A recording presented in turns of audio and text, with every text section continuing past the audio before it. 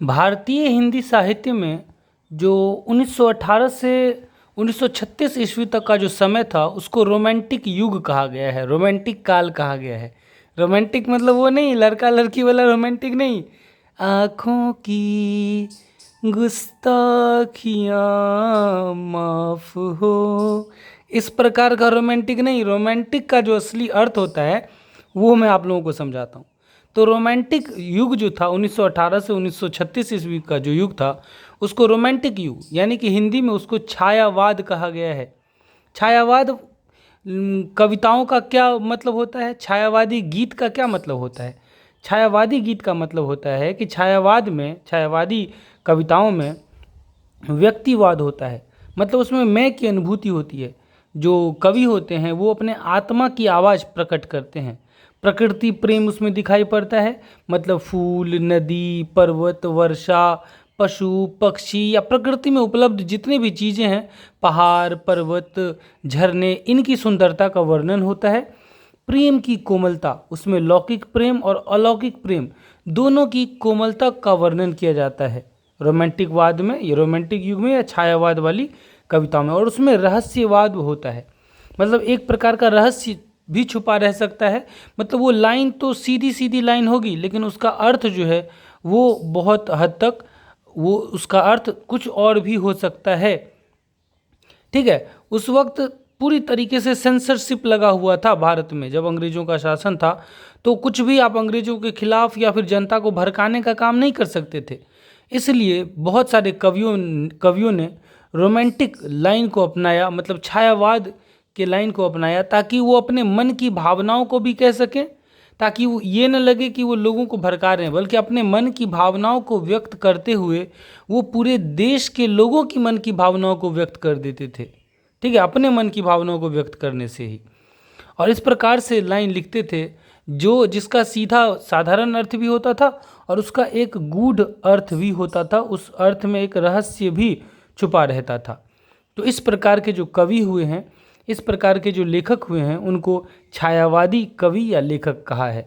बहुत सारे छायावादी कवि हुए हैं, मुख्यतः 4 छायावादी कवि जो थे, जयशंकर प्रसाद जिन्होंने कामायनी लिखी है, उसके बाद महादेवी वर्मा जिन्होंने रश्मि, दीपशिखा ये सारी रचनाएं की हैं, और सूर्यकांत त्रिपाठी निराला जिन्होंने अनामिका, गीतिका ये सारी रचनाएं की हैं। और चौथे हैं हमारे सुमित्रा नंदन पंत। ये समय के साथ इनके विचारधारा में परिवर्तन हुआ, आगे हम बहुत ही विस्तार से इसके बारे में बात करेंगे। चलिए सबसे पहले सुमित्रा नंदन पंत के बारे में पढ़ते हैं और इसके बाद बिहार बोर्ड क्लास 10th का ये चैप्टर है, जिस चैप्टर का नाम है भारत माता। भारत माता शीर्षक से बहुत सारे कवियों ने लेख लिखा है, लेकिन ये जो भारत माता चैप्टर है, भारत माता ग्राम वासिनी, ये चैप्टर सुमित्रा नंदन पंत के द्वारा लिखा गया है। तो इसको सबसे पहले समझते हैं, इनके बारे में पढ़ते हैं, उसके बाद इस चैप्टर के बारे में पढ़ेंगे। बहुत ही अच्छे से मैं पढ़ाऊँगा, मैं वादा करता हूँ आप लोगों से। देखिए अभी मेरे चैनल पे व्यूज़ नहीं जा रहा है, बिल्कुल नहीं जा रहा है, क्योंकि मैंने वीडियो बनाना छोड़ दिया था। अभी मैं पिछले 1 महीने से कंटिन्यूसली रोज़ डेली वीडियो अपलोड कर रहा हूँ। क्लास 7 से 12th तक की हिंदी और इंग्लिश हर चैप्टर को मैं अच्छे से पढ़ाऊँगा। इससे अच्छा वीडियो आपको कहीं पे नहीं मिलेगा, ये मैं सोच करके पढ़ा रहा हूँ। लेकिन बीच में 1 महीने पहले से मैंने छोड़ दिया था, जिसकी वजह से मेरे चैनल का रीच बहुत ज़्यादा कम हो गया है।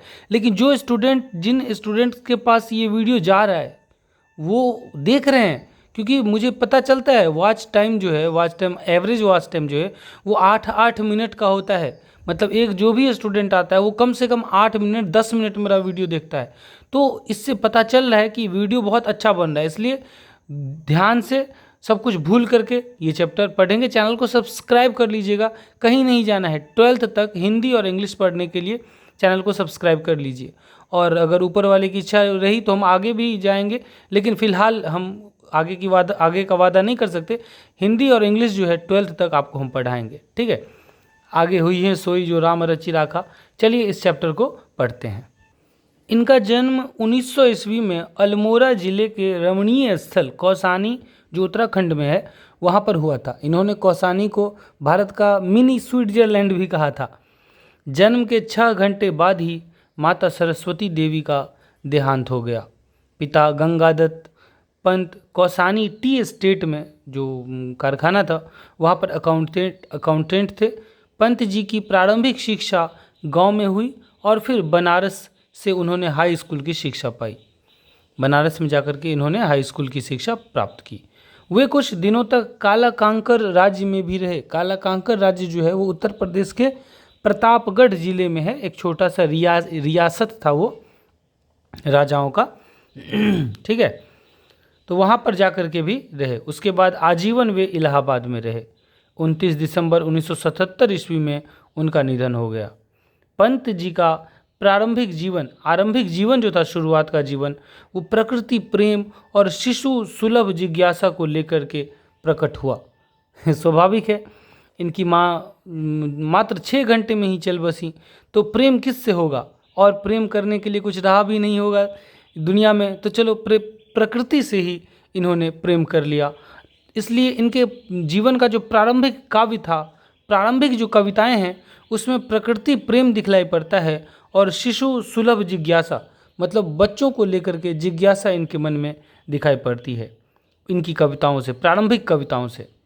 उनकी आरंभिक रचनाएं प्रकृति और सौंदर्य के प्रेमी कवि की संवेदनशील अभिव्यक्तियों से परिपूर्ण है। उनकी जो शुरुआत की रचनाएं हैं उसमें प्रकृति है, प्रकृति के बारे में है, और सुंदरताओं के बारे में, इस प्रकृति में उपलब्ध संसाधनों के सौंदर्य के बारे में इन जो एक कवि की संवेदनशील जो एक्सप्रेशंस होती हैं, जो अभिव्यक्ति होती है, वो पूरी तरीके से भरी हुई हैं।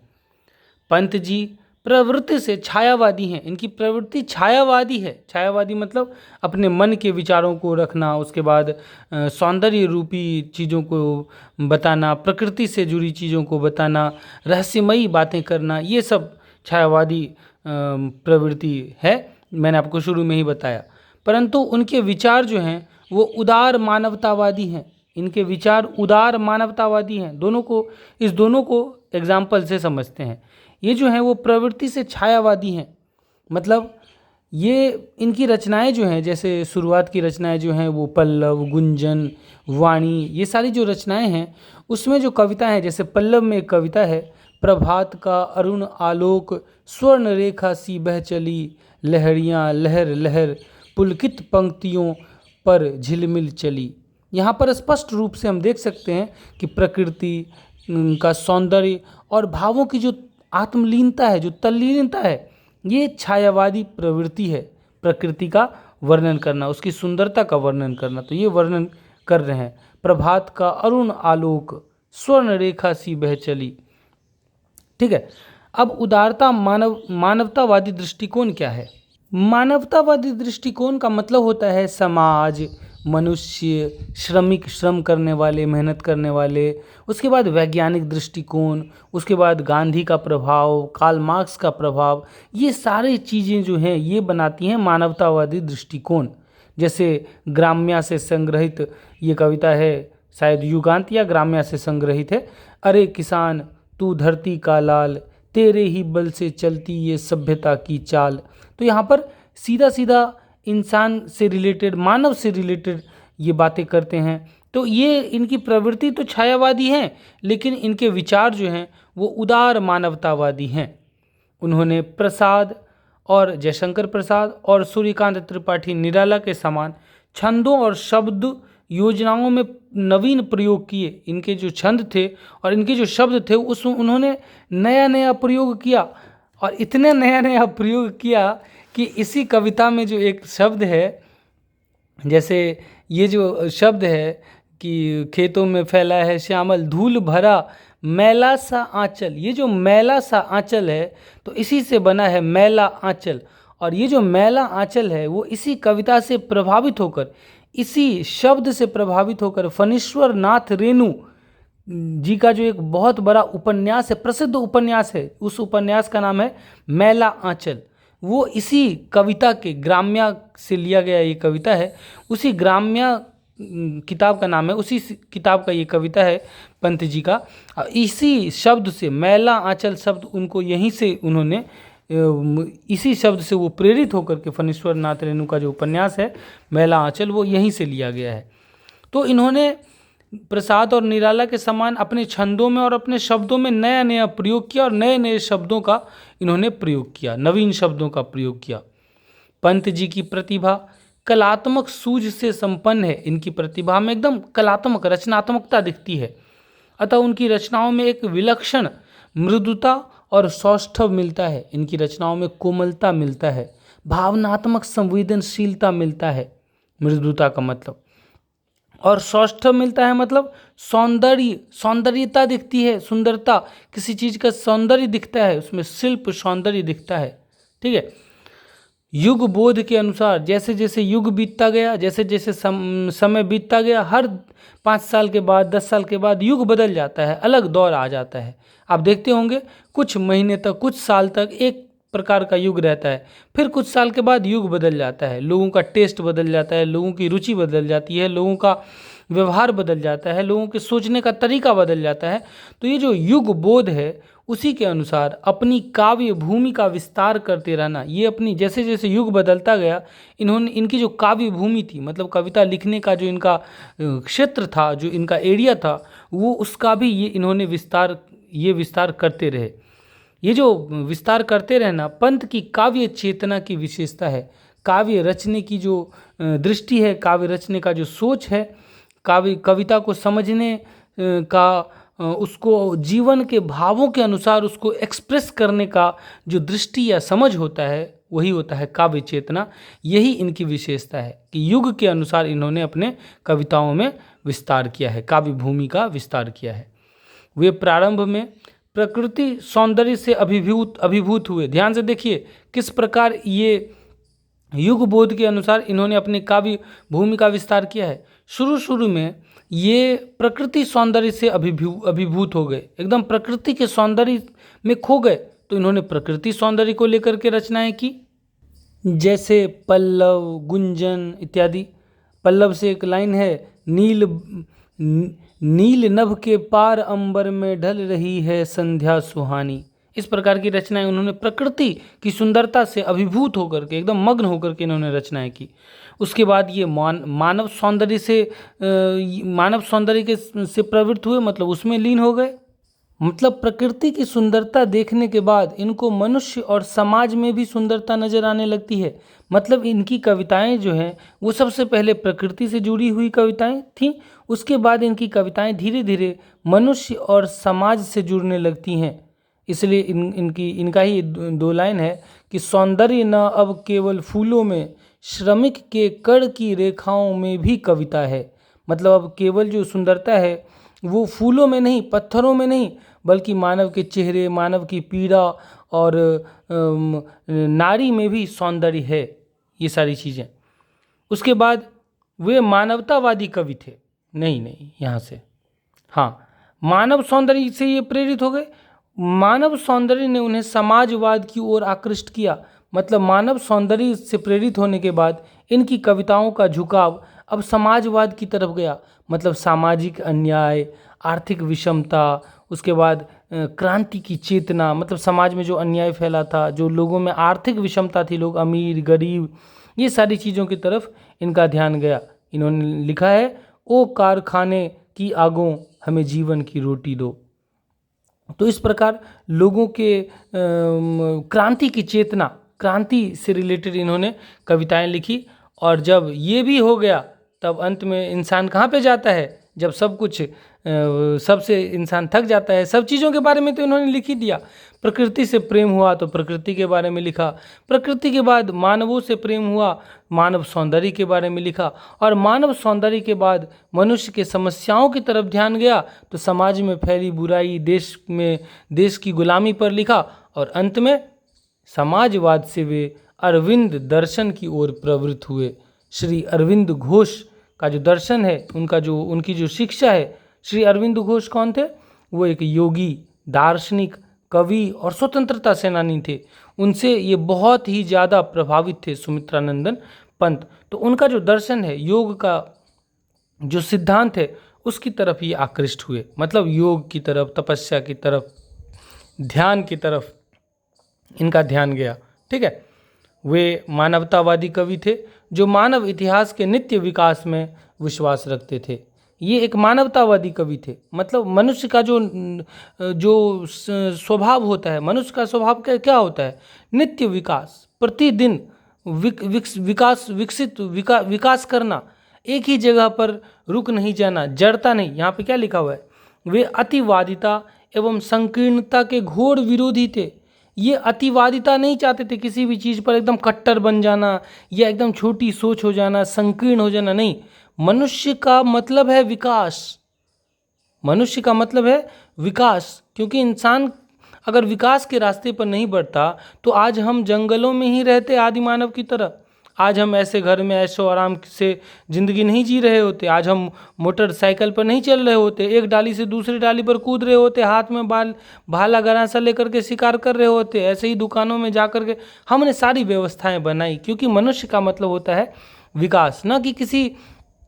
न कि अपने दिमाग को संकीर्ण बना लेना, न कि अतिवादी हो जाना, मतलब एकदम कट्टर हो जाना किसी चीज़ को लेकर के। नहीं, कट्टर नहीं होना है, आगे बढ़ना है। छोटी छोटी चीज़ों को इग्नोर करके हमें बहुत आगे बढ़ना है, बहुत आगे। मतलब जो भी परेशानियां इस जीवन को, इस धरती को ही स्वर्ग बना देना है। जब तक ये धरती स्वर्ग नहीं बन जाती, स्वर्ग मतलब इस धरती पर किसी भी इंसान को किसी भी तरह की परेशानी नहीं होनी चाहिए, इस धरती पर दुख नहीं होना चाहिए, क्लेश कष्ट नहीं होना चाहिए, लोगों के मन में लोभ मोह पाप ईर्ष्या द्वेष जलन ये सब कुछ नहीं होना चाहिए, लोगों के अंत में वैर भाव नहीं होना चाहिए, झगड़ा नहीं होना चाहिए किसी भी चीज़ को लेकर के, न जाति की वजह से, न धर्म की वजह से, न भाषा की वजह से, न जगह की वजह से, किसी भी चीज़ की वजह से, न देश की वजह से, किसी भी चीज़ की वजह से इंसान को झगड़ा नहीं होना चाहिए इंसानों के बीच में। ये सब चीज़ों से हमें ऊपर उठना है, हमें आगे बढ़ना है, तभी हम मानव कहलाएंगे। हम बहुत सी चीज़ों को छोड़ करके हम आज यहाँ तक आए हैं, और इससे आगे अगर बढ़ना होगा, यहाँ पर आकर के रुक गया है इंसान, इसी में उलझ गया है, जो है जाति धर्म, उसके बाद ये झगड़ा वगैरह सब में उलझ गया है। इससे आगे बढ़ना है तो इन सब चीज़ों से ऊपर उठना होगा। तो पंत जी जो थे वो अतिवादिता एवं संकीर्णता के घोर विरोधी रहे। उनका अंतिम काव्य लोकायतन है, उनका जो अंतिम काव्य है उसका नाम है लोकायतन, जो अपने परिपक्व चिंतन को समेट देता है। बहुत सारा परिपक्व चिंतन इस किताब में आपको मिलेगा। उनकी प्रमुख काव्य कृतियाँ, ये सारी उनकी कृतियाँ हैं, आप पढ़ सकते हैं। इसमें बहुत सारे लेख होंगे, बहुत सारी कविताएं हैं। काव्य कृतियाँ मतलब इसमें बहुत सारी कविताएं आपको मिलेंगी। ये किताब का नाम है उच्छ्वास पल्लव वीणा ग्रंथि गुंजन युगांत युगवाणी ग्राम्या। ग्राम्या से ही ये जो किताब है ग्राम्या, उसी से ये चैप्टर आपका लिया गया है। भारत माता, स्वर्ण धूलि, स्वर्ण किरण, युगपथ, चिदम्बरा आदि। और ये जो किताब है चिदम्बरा, इसी चिदम्बरा किताब को लेकर के इन्हें भारतीय ज्ञानपीठ पुरस्कार भी मिला। पंत जी ने नाटक लिखी, इन्होंने आलोचनाएं लिखी, कहानी लिखा, उपन्यास लिखा, बहुत कुछ इन्होंने लिखा है। प्रकृति सौंदर्य की कविता के लिए विख्यात कवि, प्रकृति सौंदर्य की कविता के लिए एक विख्यात कवि हैं पंत जी। उनकी रचनाओं में यह कविता हिंदी की यथार्थवादी कविता के एक नए उन्मेष की तरह है। उनकी जो ये कविता है ये हिंदी की यथार्थवादी कविता मतलब जिसमें जीवन के सच्चे चित्र, सामाजिक संघर्षों को दिखाया जाए, यथार्थ जो सच्ची बातें हैं जीवन की उसको दिखाया जाए, उसी को बोलते हैं यथार्थवादी कविता। तो इनकी जो यथार्थवादी कविता है जो सच्चाई का वर्णन करते हैं, ये एक नए उन्मेष की तरह है, मतलब एक नव जागरण की तरह है। उन्मेष मतलब जागरण, एक नए आवेग की तरह है। प्रख्यात छायावादी कवि सुमित्रानंदन पंत की यह प्रसिद्ध कविता उनकी कविताओं के संग्रह ग्राम्या से संकलित है। यह कविता आधुनिक हिंदी के उत्कट प्रगीतों में शामिल की जाती है, जो उत्कृष्ट प्रगीत हैं उसमें, जो गीत हैं उसमें शामिल की जाती है। अतीत के गरिमा गान द्वारा अब तक भारत का ऐसा चित्र खींचा गया था, अतीत का बस गरिमा गान करके, मतलब हमारे अतीत में ये था, हमारे अतीत इतिहास में ये था, हमारा भारत ऐसा था, सोने की चिड़िया थी, हम ये थे, हम वो थे, हमने पूरी दुनिया को गीता का ज्ञान दिया। इस प्रकार का चित्र भारत के बारे में खींचा गया था, जो ऐतिहासिक जितना रहा हो वो चीज़ें हो सकता है ऐतिहासिक रही हों, ऐतिहासिक रूप से वो सारी चीज़ें सही रही हों। जैसे बंकिम चंद्र जी के द्वारा लिखा गया जो गीत है वंदे मातरम, उसमें भारत माता को श्वेत वस्त्रधारी धारी पद्मिनी समृद्धशाली देवी के रूप में दिखाया गया है। इसमें यथार्थ पीड़ा नहीं झलकती, एक आदर्श और महिमामयी माता का उदाहरण है। जैसे सुजलाम सुफलाम मलयज शीतलाम शस्य श्यामलम मातरम वंदे मातरम। जैसे माखनलाल चतुर्वेदी की जो कविता है भारत माता, उसमें भारत माता के शौर्य त्याग और बलिदान की देवी हैं ऐसा बताया जाता है। जैसे मैं देश का फूल बनूं जिसमें सुगंध भारत माँ की हो। उसके बाद मैथिली शरण गुप्त की जो कविता है भारत भारती, ये भारत की प्राचीन गौरव गाथा, यहाँ की संस्कृति आदर्शों की देवी मूर्ति के रूप में प्रस्तुति करता है। उसमें भारत माता को गौरवशाली इतिहास की अधिष्ठात्री के रूप में चित्रित किया गया है। जैसे आर्य भूमि भारत की महिमा नहीं विचार। उसी प्रकार शुभ्र नयकर जो बंगाल के कवि हैं उनके द्वारा जो कविता लिखी गई है जिसका नाम है भारत माता, उसमें भारत माता को स्वर्ण भूमि दिव्य देवता मंदिर की देवी के रूप में चित्रित किया गया है। तो इस प्रकार से कवियों ने जो है वो भारत का महिमा गान तो किया था, भारत के अतीत का गरिमा गान तो किया था, लेकिन ऐसा वो चित्र हाँ ऐतिहासिक चित्र था, अच्छा चित्र था, लेकिन उन चित्रों को देख करके लेकिन जब इनका जो वर्तमान था, जो समय जिस समय ये भारत को देख रहे थे सुमित्रानंदन पंत, उस समय उस वर्तमान को देखते हुए ये सारी बातें वास्तविक प्रतीत नहीं होती थी। धन वैभव शिक्षा संस्कृति जीवन शैली आदि तमाम दृष्टियों से पिछड़ा हुआ धुंधला और मटमैला दिखाई पड़ता यह देश हमारा वही भारत है जो अतीत में कभी सभ्य सुसंस्कृत ज्ञानी और वैभवशाली रहा था। यहाँ पर इस कविता के माध्यम से कवि जो हैं वो भारत का यथार्थ चित्र प्रस्तुत कर रहे हैं। कवि यहाँ इसी भारत का यथा तथ्य चित्र प्रस्तुत करता है। यथा तथ्य मतलब जैसा चित्र भारत का है उस वक्त वैसा ही चित्र भारत का प्रस्तुत कर रहे हैं। लेकिन ये भारत जो है वो कैसा है, धन के मामले में, वैभव के मामले में, शिक्षा संस्कृति जीवन शैली, इन सारी मामलों में ये भारत पिछड़ा हुआ है। ये भारत का भविष्य जो है वो धुंधला दिखाई पड़ रहा है, मटमैला सा है। लेकिन ये वही भारत है जो अतीत में सभ्य था, सुसंस्कृत था, ज्ञानी था और वैभवशाली देश था। तो चलिए इनके द्वारा लिखा गया जो ये कविता है भारत माता, बहुत सारे कवियों ने भारत माता कविता लिखा है भारत माता शीर्षक से, मैंने आपको बताया। लेकिन पंत जी के द्वारा जो ये लिखा गया है, जो बिहार बोर्ड क्लास 10th में दिया गया है, इसको हम लोग पढ़ते हैं और अच्छे से समझते हैं, प्रश्न उत्तर भी समझेंगे। Hello friends, you are most welcome in our channel Tutorial Planet. तो चलिए इस कविता को बहुत ही बारीकी से समझते हैं। भारत माता ग्रामवासिनी खेतों में फैला है श्यामल। भारत माता जो है वो ग्रामवासिनी है। ग्रामवासिनी का मतलब होता है कि भारत माता जो है वो अब नगरों में नहीं, किसी मंदिरों में नहीं, वो गाँव में रहने वाली माँ के रूप में यहाँ पर कवि ने उनको चित्रित किया है।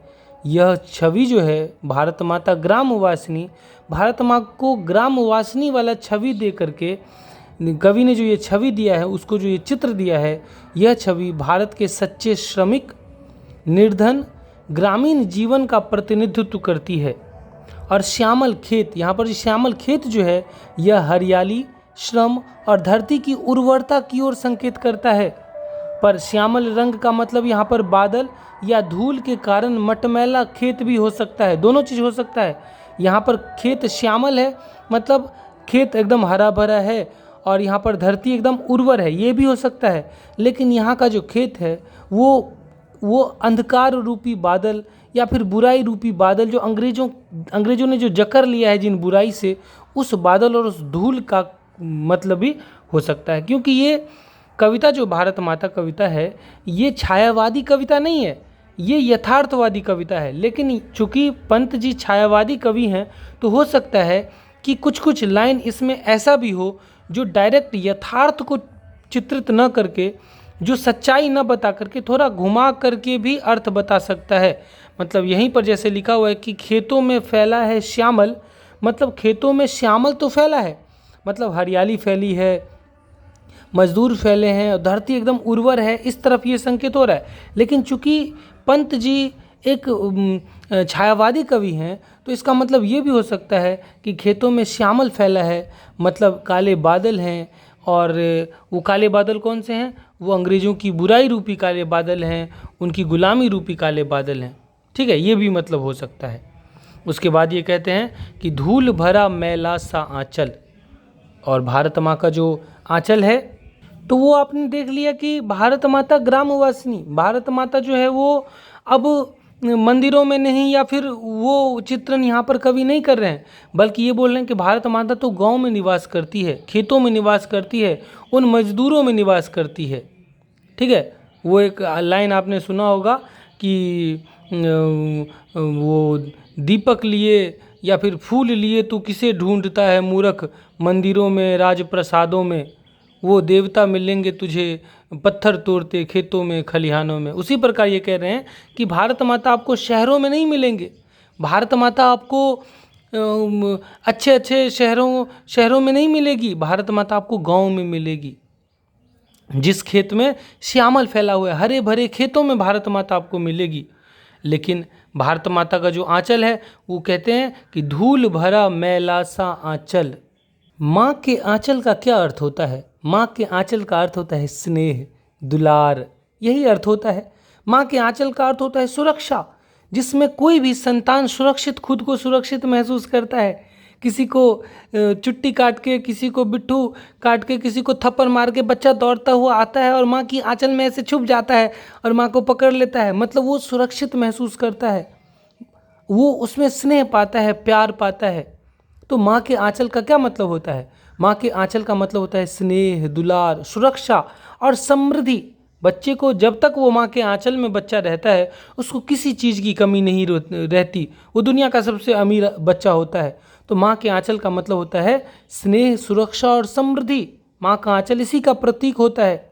लेकिन अब भारत माँ का आंचल जो है वो धूल से भरा हुआ मैला सा आंचल है।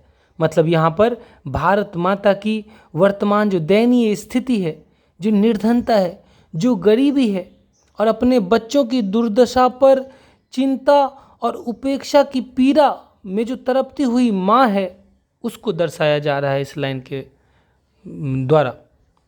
उसके बाद ये कहते हैं कि उस पीड़ा में तड़पती हुई माँ, उस निर्धनता में जीती हुई माँ का जो, माँ के आंखों से निकलने वाला जो आंसू का जल है, गंगा यमुना में आंसू जल।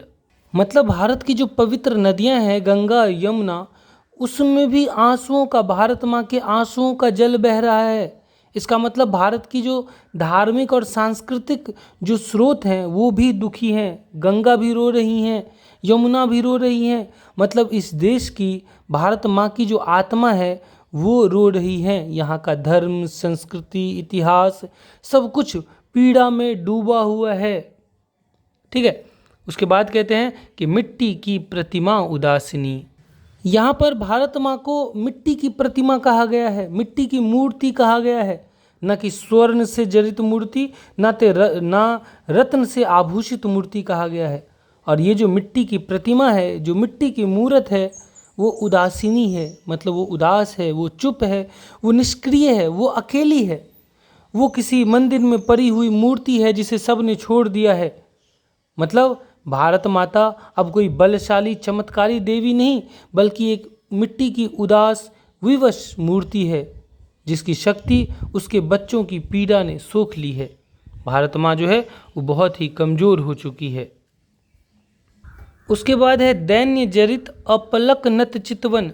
दैन्य जरित, दैन्य मतलब दीनता से, दुखी से, जरित मतलब भरी हुई, और अपलक नत चितवन, अपलक, अपलक मतलब बिना पलक झपकाए, और नत मतलब झुका हुआ, और चितवन मतलब दृष्टि, नज़र। मतलब भारत माता का जो चितवन है, जो नज़र है, वो नत है, वो झुका हुआ है, और अपलक है, वो पलकें झपकाती भी नहीं है, वो एकटक नीचे, उनकी नज़रें नीची हैं और सर झुका करके नीचे देख रही हैं और दुख से भरी हुई हैं। भारत माता की निगाहें नीची झुकी हुई हैं, जैसे कोई हार मान चुका व्यक्ति या कोई अपमानित माँ जो शब्दों से नहीं, सिर्फ मौन दृष्टि से दुख कह रही है।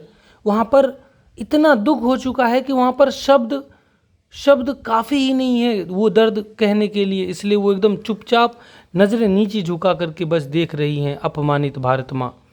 अधरों में चिर नीरव रोदन, अधरों, अधर मतलब होठ, और चिर मतलब लंबे समय तक चलते रहना, चिर मतलब बहुत देर तक, हमेशा हमेशा के लिए।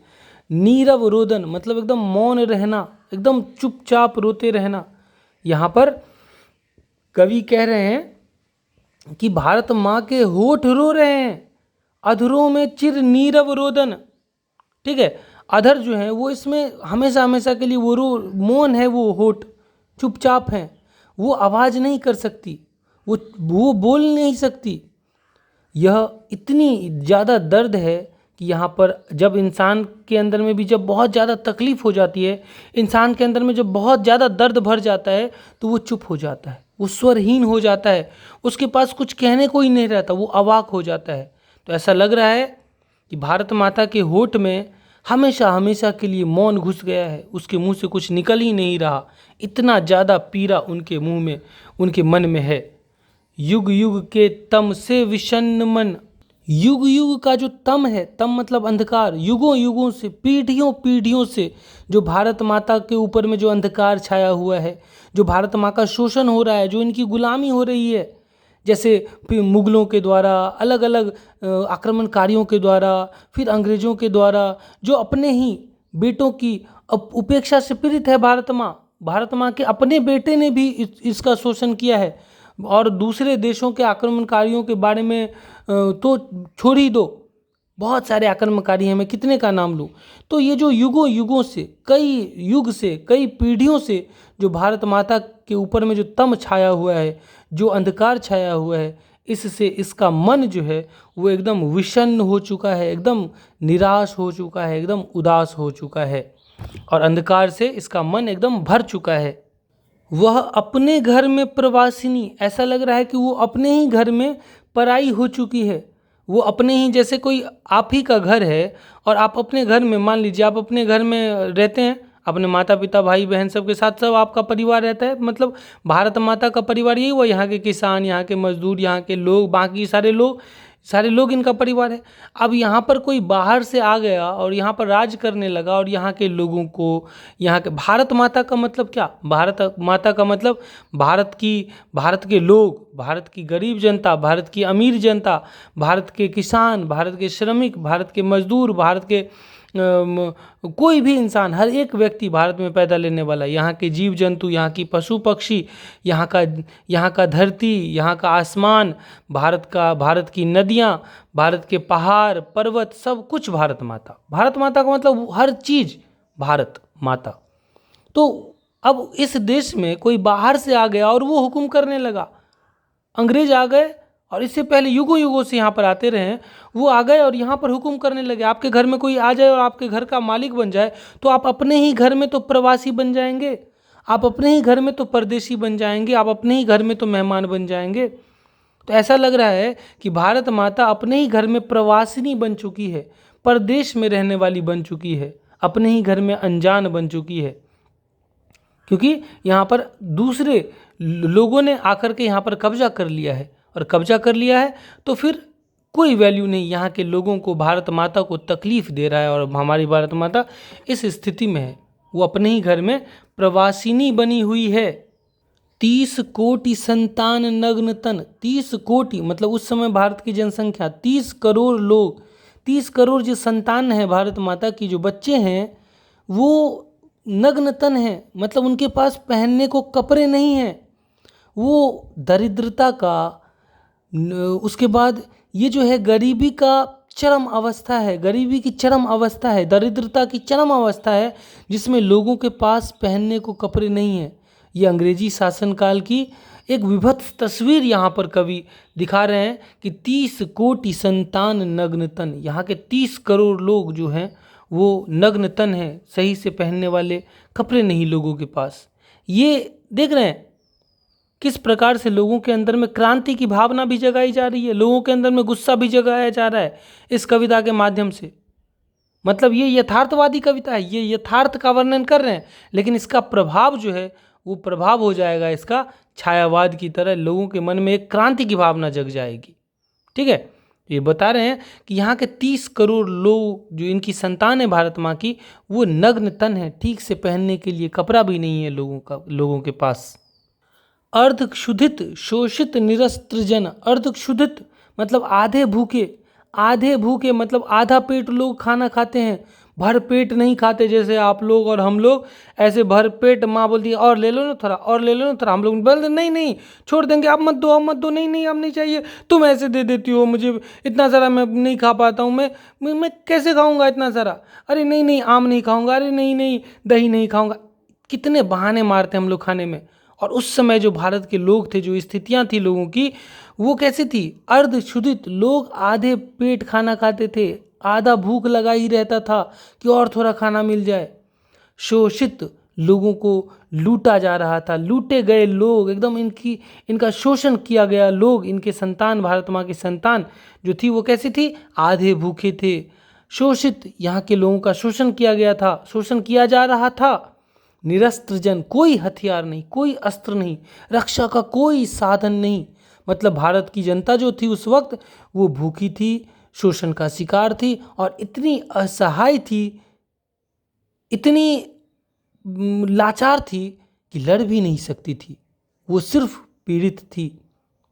भारत माँ जो है यहाँ पर, वो पीड़ित है, वो प्रतिकार की शक्ति भी नहीं बची, प्रतिकार भी नहीं कर सकती। मूढ़ असभ्य, यहाँ के जो इनकी भारत माँ की जो संतान है इस वक्त, उस वक्त जब ये कवि लिख रहे हैं, ये कह रहे हैं कि 30 कोटि जो है भारत माँ की संतान, वो नग्न तन है, अर्धक्षुधित है, शोषित है, निरस्त्र जन है। यहाँ का 30 करोड़ आदमी जो है इस देश का, वो मूढ़ है, असभ्य है, अशिक्षित है, निर्धन है। मूढ़ मतलब अज्ञानी, असभ्य मतलब सामाजिक रूप से पिछड़े हुए, सभ्यता का ज्ञान नहीं है। अशिक्षित, शिक्षा से वंचित हैं, शिक्षित नहीं है। और निर्धन मतलब आर्थिक रूप से गरीब है। इस प्रकार भारत माँ की संतानें हर प्रकार से वंचित हैं, चाहे वो ज्ञान हो, सभ्यता हो, शिक्षा हो, संपत्ति हो, भूख हो, प्यास हो, हर चीज़ से यहाँ के लोग वंचित हैं। यह जो है वो औपनिवेशिक शोषण की गहरी आलोचना यहाँ पर कर रहे हैं। अंग्रेजों की गहरी आलोचना यहाँ पर वो कर रहे हैं, डायरेक्ट नहीं कर रहे लेकिन इनडायरेक्टली कर रहे हैं। नतमस्तक तरुतल निवासनी, और भारत माँ की जो संतानें हैं वो नतमस्तक मतलब सिर झुका करके, अपना मस्तक नत करके, झुका करके, तरु तल, तरु के तल में, तरु मतलब पेड़, पेड़ के तल में, नीचे में वो निवास करते हैं। छत नहीं है किसी के पास, घर नहीं है किसी के पास, झुग्गी झोपड़ी भी नहीं है किसी के पास, लोग पेड़ों के नीचे में सोते हैं। ऐसी हालत है भारत के लोगों की। स्वर्ण सस्य, स्वर्ण सस्य, स्वर्ण मतलब सोने के समान, और सस्य मतलब फसल। यहाँ का जो फसल है, यहाँ पर जो यहाँ के खेतों में जो फसल उपजता है, कोई भी फसल हो, धान हो, गेहूँ हो, मक्का हो, उसके बाद कुछ भी हो, यहाँ का चाय हो या फिर कुछ भी खेती हो, यहाँ का गन्ना हो, जो भी हो, यहाँ की फसल जो है वो सोने के समान है। यहाँ की सोना उगले उगले मेरे देश की धरती, मेरे देश की धरती जो है वो सोना उगलती है। इतना फसल, इतना उपजाऊ जमीन कहीं भी नहीं है दुनिया का, क्योंकि ये गंगा का मैदान है, तो फिर इतना उपजाऊ फसल कहीं पर नहीं होता। तो हमारे देश का जो सोने जैसा फसल है, सोने जैसा जो कृषि है, हमारी खेती जो है, वो पर पद तल, पर मतलब दूसरा, पद मतलब पैर और तल मतलब नीचे, वो दूसरे पैर के नीचे मतलब अंग्रेजों के पैर के नीचे वो लुंठित है, मतलब कुचली जा रही है। हमारे सोने के समान जो फसलें हैं वो परदेसी लुटेरों द्वारा कुचली जा रही हैं, मतलब वो लूटी जा रही हैं। और भारत माँ का जो धरती सा सहिष्णु मन है, धरती सा सहिष्णु मन का मतलब क्या होता है? जैसे धरती सब कुछ सहती है, धरती जो है वो मानव का अत्याचार, मानव उस पर कितना अत्याचार करते हैं वो सहती है, पशुओं का भार सहती है, हल की मार सहती है, धरती जो है वो बारिश सहती है, सूखा सहती है, सब कुछ सहती है धरती। फिर भी हमें अनाज देती है, फल देती है, छांव देती है, सब कुछ देती है। तो भारत माँ का जो धरती जैसा सहिष्णु मन है, जो सब कुछ बर्दाश्त कर लेती है, वैसा जो मन है, वो मन उपनिवेश की शोषण की वजह से, जनता के पीड़ा की वजह से और अपने बच्चों की अवहेलना की वजह से वो मन जो है वो कुंठित हो गया है। मतलब वो मन एकदम दब जैसा ऐसा लग रहा है कि उस मन को सप्रेस कर दिया गया हो, दबा दिया गया हो, अवरुद्ध हो गया हो, मन को एकदम दबा दिया गया है, कुंठित हो गया है भारत माँ का मन इन सब चीज़ों की वजह से। लेकिन भारत माँ का मन तो धरती सा सहिष्णु मन है, सब कुछ बर्दाश्त कर लेने वाला मन है, लेकिन वो मन भी अब कुंठित हो गया है, वो मन भी अब बर्दाश्त करने के काबिल नहीं है। ऐसा लग रहा है उस मन को पूरी तरीके से चारों तरफ से दबा दिया गया हो। हर प्रकार की दुख, गरीबी, शोषण, पीड़ा, हर चीज़ ने भारत माँ के मन को कुंठित कर दिया है, सप्रेस कर दिया है। क्रंदन कंपित अधर, ये जो अधर है, भारत माँ का जो अधर है, जो होठ है, वो कंपित है क्रंदन से। क्रंदन मतलब रोने से वो कांप रही है, वो इतना रो रही है भारत माँ कि उसका होठ कपकपा रहा है। वो उसका होठ जो है वो मौन है, लेकिन स्मित, वो मुस्कुरा भी रही है, मुस्कुराने की कोशिश भी कर रही है। यहाँ पर मातृत्व की चरम पीड़ा है। एक रोती हुई माँ अपने बच्चों के लिए मुस्कुरा रही है, इतना सारा दुख सहने के बावजूद भी वो मुस्कुराने की कोशिश कर रही है, वो अपने बच्चों के लिए मुस्कुराने की कोशिश कर रही है। राहु ग्रसित शरदेन्दु हासिनी, और जो शरदेन्दु है, शरदेन्दु मतलब शरद ऋतु का पूर्ण चंद्रमा जो होता है, जो उज्जवल मुस्कान का प्रतीक होता है, वो शरदेन्दु जो है ऐसा लग रहा है वो राहु ग्रसित हो गया है। वो राहु से उसमें ऐसा लग रहा है कि उसमें ग्रहण लग गया है, राहु ग्रहण जो है वो लग गया है उस मुस्कान को, शरदेन्दु हासिनी को, जो उज्जवल मुस्कान का प्रतीक है, जो चांद जैसा जो प्रतीक है हमारी भारत माँ, जो हमेशा मुस्कुराती रही है हमेशा से, वो उसको ऐसा लग रहा है कि वो ग्रहण लग गया है उस भारत माँ के मुस्कान को।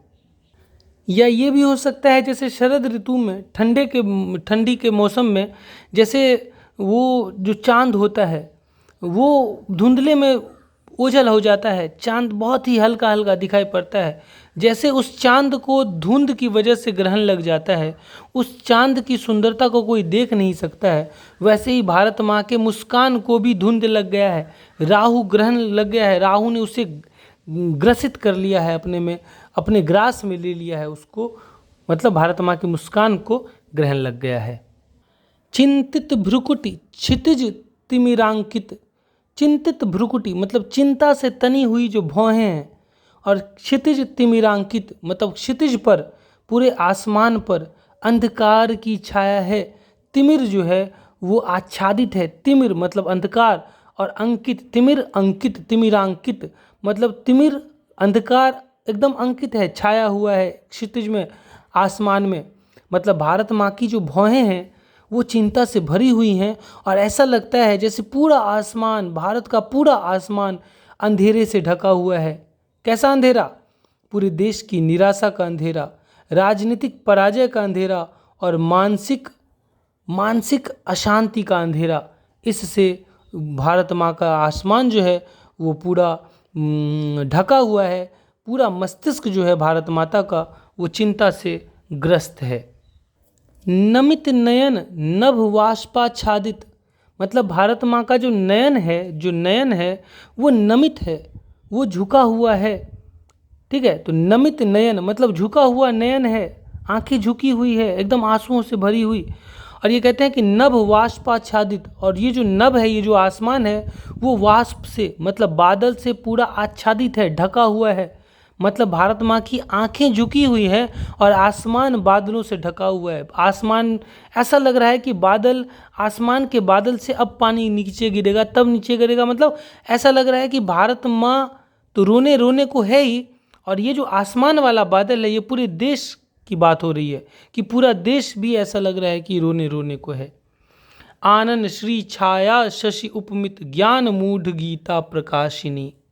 आनन श्री छाया शशि उपमित, आनन मतलब मुख या चेहरा, और श्री मतलब सौंदर्य, और छाया शशि उपमित मतलब छाया युक्त चंद्रमा के समान। मतलब जिस चंद्रमा में छाया लग जाए, जिस चंद्रमा में ग्रहण लग जाए, जिस चंद्रमा का उजाला जो है, कांति जो है, चमक जो है वो हीन हो जाए, खत्म हो जाए। तो यही हुआ कि आनन श्री छाया शशि उपमित मतलब भारत माता का चेहरा जो है वो शोभा से युक्त तो है, पर अब वह कांतिहीन चंद्रमा के जैसा लग रहा है, चमकहीन चंद्रमा के जैसा लग रहा है, ग्रहण लगे हुए चंद्रमा की तरह लग रहा है। ठीक है, जिस पर पूर्णतया अंधकार चढ़ा हुआ है, दुख का अंधकार। ज्ञान मूढ़ गीता प्रकाशिनी, और जो गीता प्रकाशिनी है, जो गीता का ज्ञान देने वाली है, जिसने इस दुनिया को गीता का ज्ञान दिया, पूरी दुनिया को आलोकित कर दिया, पूरे दुनिया में ज्ञान की किरण, जीने का कैसे जिया जाए, जीवन जीने का तरीका क्या है, गीता का ज्ञान दे करके जिस भारत माँ ने पूरी दुनिया को गीता का ज्ञान दिया, वो अभी ज्ञान मूढ़ बनी हुई है, जिसकी बुद्धि जो है, जिसका ज्ञान जो है वो भ्रमित हो चुकी है। जब इतना सारा दुख आएगा इंसान के ऊपर में, गरीबी हो, लाचारी हो, बेबसी हो, दर्द हो, तकलीफ हो, शोषण हो, अत्याचार हो, गुलामी हो, तब लोगों की बुद्धि भ्रमित हो ही जाती है, चाहे वो कितना भी बड़ा ज्ञानी क्यों न हो। इसलिए हमारी गीता प्रकाशिनी जो भारत माँ है, वो ज्ञान मूढ़ अभी बनी हुई है। लेकिन यहाँ पर सब कुछ तो है, लेकिन कवि जो हैं वो अब निराशा से आगे बढ़कर, भारत माता जो है वो अब निराशा से आगे बढ़कर आशा की तरफ बढ़ रही है, जागरण की तरफ बढ़ रही है, और मानव कल्याण की तरफ भी बढ़ रही है। सफल हुआ उसका तप संयम, पिला अहिंसा स्तन्य सुधोपम, हरती जन मन भय भव तम भ्रम, जग जननी जीवन विकासिनी। सफल हुआ उसका तप संयम, भारत माँ का जो तप है, जो त्याग है, जो सहनशीलता है, जो तपस्या भारत माँ ने की है, इतना इंतजार किया है, जो संयम, जो आत्मनियंत्रण उन्होंने रखा है, जो मर्यादा इन्होंने रखा है, वो ऐसा लग रहा है कि अब सफल होता जा रहा है। गुलामी, पीड़ा, शोषण, इन सब के बावजूद धैर्य और सहिष्णुता जो भारत ने दिखाई है, वह अब परिणाम देने लगी है। अब सब कुछ बदलने जा रहा है। पिला अहिंसा स्तन्य सुधोपम, स्तन्य मतलब माँ का दूध, और सुधोपम मतलब अमृत के समान। ये जो अहिंसा रूपी जो माँ का दूध है, जो अमृत के समान है, ये जो इन्होंने अपने बच्चों को पिलाया भारत माँ ने, अहिंसा रूपी माँ का दूध जो अमृत के समान है, ये जो भारत माँ ने अपने बच्चों को पिलाया, अहिंसा के रास्ते पर चलने के लिए जो भारत माँ ने अपने बच्चों को सिखाया, जो रास्ता महात्मा गांधी ने दिखाया, उस रास्ते पर चलने वाला जो अहिंसा रूपी जो माँ का दूध है, जो अमृत के समान है, जो सुधोपम है, वो जो भारत माँ ने अपने बच्चों को पिलाया, जो शिक्षा दी है अहिंसा की, वो एक नए भारत की नींव रख रही है, यहाँ के लोग और भारत। ठीक है, हरती जन मन भय भव तव भ्रम, हरती मतलब दूर करती है, जन मन भय मतलब जनता के मन का भय, डर, और भव तम भ्रम, और जीवन का जो भ्रम है, जीवन का जो अंधकार है, तम और भ्रम, अंधकार और जो भ्रम है, वो भारत माता अपने बच्चों को अहिंसा रूपी दूध पिला करके लोग, यहाँ के लोगों के मन से भय और जो तम भ्रम है, जो अंधकार है, जो भ्रम है, वो दूर कर रही है। मतलब वह नव जागरण का स्रोत बन रही है। लोगों के मन में, जनता के मन में नई उम्मीद, नई चेतना और आत्मबल जगा रही है भारत माता। यहाँ के अब भारत जो है वो भय मुक्त और भ्रम मुक्त होकर के चेतना की ओर बढ़ रहा है। जग जननी, पूरे जग की जो जननी है, पूरे संसार की जो माता है भारत माता, पूरे संसार को जन्म देने वाली जो माँ है, जीवन विकासिनी, जो जीवन का विकास करने वाली माता है, जो जीवन को शक्ति प्रदान करने वाली माता है, मतलब वो भारत माता जिसने पूरी दुनिया को संस्कार, संस्कृति और आत्मज्ञान से अवगत कराया, पूरे विश्व को जीना सिखाया, पूरे विश्व को कल्याण का रास्ता जिस भारत माता ने बताया, वो जो जग जननी है, वो जो जीवन विकासिनी है, उसका तप संयम आज सफल हो रहा है। उसकी तपस्या और उसका जो संयम है, जो धैर्य है, वो अब सफल हो रहा है। अर्थात धीरे धीरे अब वो जो भारत माता है, यहाँ के जो लोग हैं, ये जो देश है, वो अब आज़ादी की राह पर जा रहा है। एक नए भारत के निर्माण की तरफ हम आगे बढ़ रहे हैं। तो इस प्रकार कवि ने यहाँ पर भारत माता का यथार्थ चित्र भी प्रस्तुत कर दिया, यहाँ पर यथार्थवादी कविता भी हो गई। और ये जब ये यहाँ पर ये बता रहे हैं कि सफल हुआ उसका तप संयम, पिला अहिंसा, स्तन्य सुधोपम, हरति जनमन भय भवत्रम, जग जननी जीवन विकासनी। कि अब उसका जीवन जो सफल संयम है वो अब उसका सफल हो रहा है। अब हम एक नए भारत की तरफ आगे बढ़ रहे हैं। तो इसमें यहाँ पर वो रोमांटिक काव्य का भी झलक मिल रहा है, छायावाद का भी झलक मिल रहा है, जिसमें हम कल्पना करते हैं। तो छायावाद में कल्पना की जाती है, ठीक है। तो रोमांटिक काव्य वही होता है जिसमें कल्पनाएं की जाती है, जिसमें मन की भावनाओं को व्यक्त किया जाता है, ठीक है। तो ये एक यथार्थवादी कविता भी है और कहीं कहीं पर छायावादी कविता की भी झलक हमें देखने को मिलती है। अब आप लोग प्रश्न उत्तर आराम से इसका बना सकते हैं, समझ में आ जाएगा आप लोगों को। यहाँ पर देख सकते हैं कविता के प्रथम अनुच्छेद में कवि भारत माता का कैसा चित्र प्रस्तुत करता है। तो भारत माता कैसी भारत माता है? तो भारत माता के का जो आंचल है वो एकदम धूल भरा और मैला सा आंचल है। भारत माता के गंगा यमुना में आंसू के जल, भारत माँ की आंसू के जल बह रहे हैं, आंसुओं की धारा बह रही है। ऐसा नहीं लग रहा कि वो कोई नदी है, ऐसा लग रहा है कि वो भारत माँ के आंसुओं की धारा है। या ये जो है भारत माँ की जो संतानें हैं, भारत माँ जो है वो दैन्य से जरित है, दीनता से जरी हुई है। और इसका जो चितवन है, भारत माँ का जो चितवन दृष्टि जो है वो नीचे झुकी हुई है और अपलक है, एकटक नीचे झुकी हुई वो देख रही है। और इनके अधरों में, इनके होठों में हमेशा रोने वाला रोदन है। युग युग से भारत माँ का जो मन है वो युग युग के अंधकार से विषन्न हो चुका है, एकदम उदासी से भर चुका है। और वो अपने ही घर में प्रवासिनी बन के रह रही है, वो अपने ही घर में अनजान बन करके रह रही है। तो इस प्रकार का चित्र भारत माता का खींचा गया है। भारत माता अपने ही घर में क्यों प्रवासिनी बनी हुई है? क्योंकि भारत माता के घर में दूसरे देश के लोग आकर के यहाँ के भारत माँ की संतानों को, भारत माँ के संसाधनों को अपने कब्जे में ले रखा है, उसे अपने हिसाब से उपयोग कर रहा है और भारत माँ की संतानों को तकलीफ दे रहे हैं, भारत माँ की संतानों को दुख दे रहे हैं, भारत माँ को दीनता से जकड़े हुए हैं, यहाँ की महिलाओं का शोषण कर रहे हैं, यहाँ के खेतों, यहाँ के स्वर्ण शस्यों को अपने पैरों से कुचल रहे हैं, उसको लूट रहे हैं, खसोट रहे हैं। इसलिए ऐसा लग रहा है कि भारत माता अपने ही घर में प्रवासिनी बनी हुई है। और कई लोग जो अपने भी हैं वो भी पराये जैसा व्यवहार कर रहे हैं। क्या पूरे के पूरे अंग्रेज ही थे जो भारत को लूटते थे? नहीं, अंग्रेज तो कुछ ही थे, वो तो बस भारतीयों से ही भारत को लुटवाते थे। अंग्रेज़ों की फ़ौज में, अंग्रेज़ों के कारखानों में, अंग्रेज़ों की कंपनियों में काम करने वाले लोग कौन थे? वो भारत के ही लोग थे। अंग्रेज़ों की सेनाओं में भारतीय लोगों को गिरफ्तार करने वाले जो हाथ थे वो कौन हाथ थे? वो भारत के ही हाथ थे, यहाँ के लोगों के ही हाथ थे। यहाँ के लोग ही यहाँ के लोग को गिरफ्तार करते थे पैसों की वजह से, अंग्रेज़ों की डर के वजह से। जब अपने ही लोग अपनों को प्रताड़ित करेंगे, जब भारत माँ के संतान ही जब भारत माँ को परेशान करेंगे, प्रताड़ित करेंगे, तो इसका मतलब है कि ये भारत माँ अपने ही घर में प्रवासिनी बनी हुई है। आप जब कविता का भावार्थ समझ लेंगे तो आप कई प्रकार से उत्तर लिख सकते हैं। मैं बार बार कहता हूँ कि उत्तर हमेशा अपने मन से लिखिए।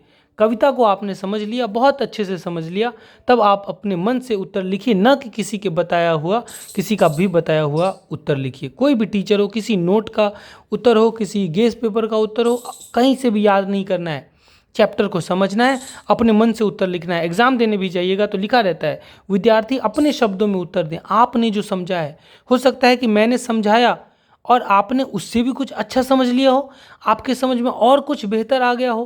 क्योंकि एक ही बात को इस दुनिया में 8 बिलियन लोग हैं, तो एक ही बात को 8 बिलियन लोग 8 बिलियन तरीके से समझ सकते हैं। जितने प्रकार का मन उतने प्रकार का सोच, और जितने प्रकार का सोच उतने प्रकार का अर्थ। तो उतने प्रकार का अर्थ होगा तो आप उतने प्रकार से उत्तर बना सकते हैं। अब भारतवासियों का कैसा चित्र खींचा है, वो 30 कोटि संतान नग्न तन, वो मैंने पढ़ाया है, वहाँ से आप आराम से ये लिख सकते हैं, उत्तर आप दे सकते हैं।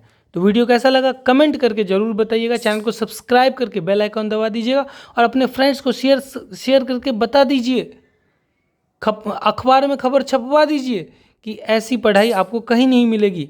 ठीक है, thank you so much, bye bye, take care, love you. Playlist में जाइए, 7 से 12 तक आपको हिंदी और इंग्लिश बेस्ट मिलेगा।